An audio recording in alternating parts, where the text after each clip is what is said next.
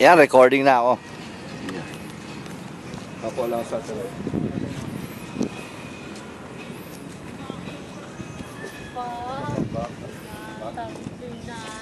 Binata. Uy, oo nga.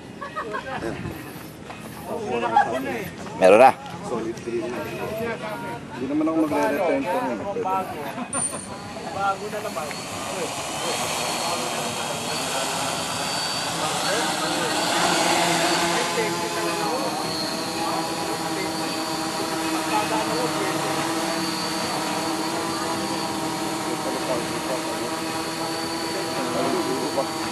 Ayan, ang landing ha. Tapos yung ito, no? Pinong-pino. Alam mo, wala siyang ano. Magbabari kasi yung RPM. Makikita mo, may nilalabanan. Kapag ganyan hindi nababari. Alam mo, pino, nahuli mo yung combination. Paano mo nalalaman ngayon ang front yun? Ah, yun.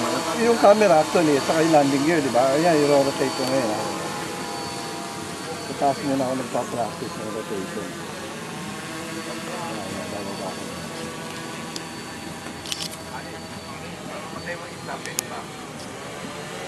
Ano ko kung nakikita yung LED rito eh. Yan, yung LED kita eh. Yan, ito mo naka-nose in din. Kaya ang dali na mag-video, di ba?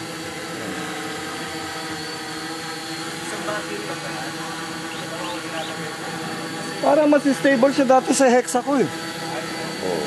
Parang mas ano siya, mas smooth siya lumipad ngayon. Pero malayo yan, malayo ang rabbit. Hindi ganyan ka-stable ang rabbit. Stable eh.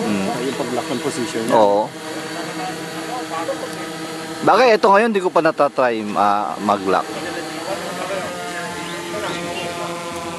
Considering wala akong hangin nun, nag-test ako early morning eh.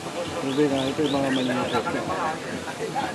Sarap ka, matesting mo na sana yung Ayan, ito mo. position. Oy, nawala ako. Tuloy-tuloy right, ayan. Diba?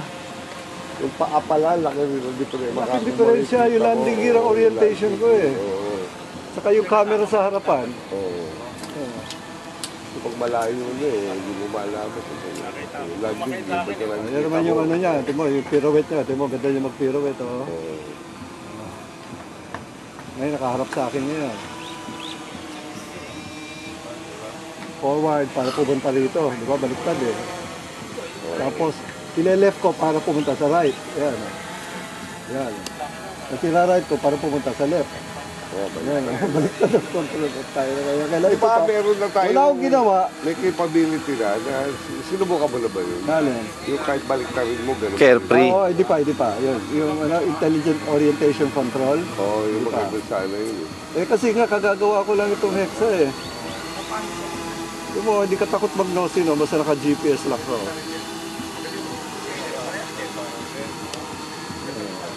Pwede mong galaw-galawin. Naka-nosy.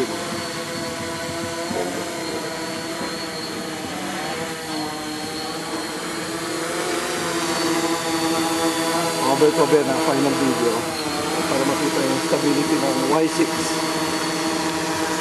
This is Y6. Yan stable na stable.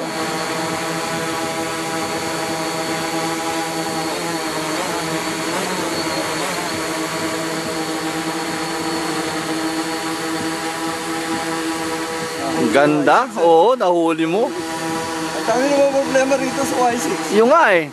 May nakuha ko yung gain at saka yung prop combination. Kaya gusto ko rin subukan yung 3.8 mo eh. Baka mas pino pa eh.